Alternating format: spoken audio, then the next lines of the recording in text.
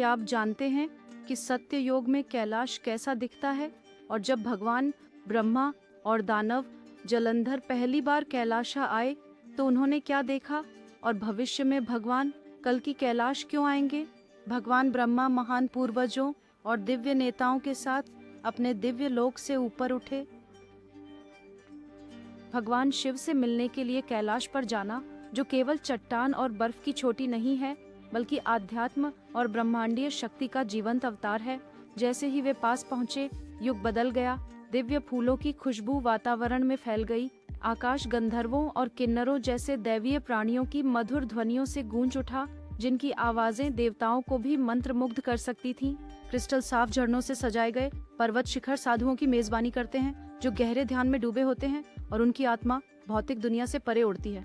कैलाश की गुफाएं भक्ति के आनंद में खोए हुए रहस्यमय साधुओं से भरी हुई है, जिनका अनुभव अस्तित्व के सार से जुड़ा है। मोर नाचते हैं, उनकी क्रीकें स्वर्गीय अमृत की सुगंध से मदमस्त मधुमक्खियों की भनभनाहट के साथ मिलती हैं। कोयलें अनवरत गाती हैं, वायुमंडल को ऐसी धुनों से भर देती हैं जो ब्रह्मांड में गूंजती हैं। यहाँ पेड़ केवल पौधे नहीं हैं, बल्कि स्वर्गीय इच्छा पूर्ति करने वाले प्राणी हैं। वन मंदार, पारिजात और तमाल के वृक्षों से सुशोभित है। उनकी कलियां दिव्य प्रकाश से दमक रही हैं। स्वर्ण कमल निर्मल झीलों में खिलते हैं, जैसे कि उनकी सुगंध भूमि पर फैल रही हो। पवित्र नदियां नंदा और अलकनंदा ऐसी दिव्यता का सार लेकर चलती हैं, क्योंकि वे देवी सती के स्पर्श से धन्य हुई हैं। दिव्य अप्सराएं अपने स्वर्गीय निवासों से उतरती हैं।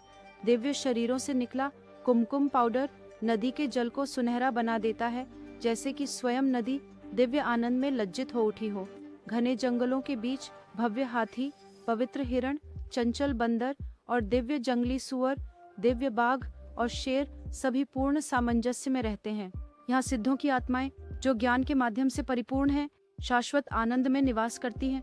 अक्षर और बूह्यकर भगवान कुबेर के दिव्य रक्षक छुपे हुए खजानों की रक्षा करते हैं, जबकि गंधर्व और अप्सराएं दिव्य संगीत और नृत्य से वातावरण को भर देते हैं। और फिर ब्रह्मा ने देखा वह पवित्र बरगद का वृक्ष, जो इतना विशाल था कि उसकी छाया में ही हजारों प्राणी शरण ले सकते थे। शाखाएं आकाश की ओर फैली, फिर भी कोई पक्षी उस पर घोंसला बनाने का साहस नहीं करता, क्योंकि यह एक गहन मौन और ज्ञान का स्थान था। इस विशाल वृक्ष के नीचे स्वयं कालों के स्वामी महादेव बैठे थे, जो माया का नाशक और अधिभौतिकता के प्रतीक थे। बाघ की खाल पहने उनके शरीर पर पवित्र भस्म लगी हुई थी और सर्पों से सुशोभित भगवान शिव पूर्ण शांति में बैठे थे।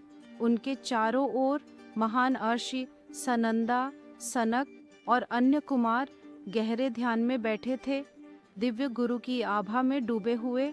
यहाँ समय अस्तित्व में नहीं था।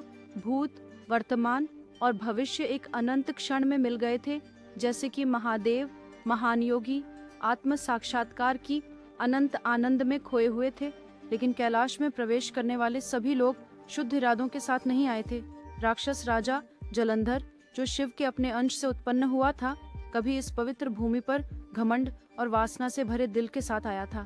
जैसे ही उसने कैलाश की दिव्य सुंदरता को देखा, उसका मन डगमगाने लगा। सुगंधित ब्रीज, स्वर्गीय वृक्ष और मनमोहक अप्सराएं उसकी इच्छाओं को शांत कर देती। लेकिन उसे नहीं पता था कि उसने ऐसा क्षेत्र में कदम रखा है जो सभी इच्छाओं से परे है। भगवान शिव और देवी पार्वती एक दिव्य स्वर्णिम महल में रहते हैं, जो चिंतामणि का बना है। नंदी दिव्य बैल, जो हमेशा शिव की सेवा के लिए तैयार रहता है। भृंगी, 3 पैरों वाला महर्षि, भैरवों, किन्नरों, यक्षों और गंधर्वों जैसे आध्यात्मिक सेवक शिव की स्तुति गाते हैं। गण आम तौर पर समूहों में दिखाई देते हैं। पुराणों में 9 ऐसे वर्गों का उल्लेख किया गया है। ये भगवान शिव से जुड़े होते हैं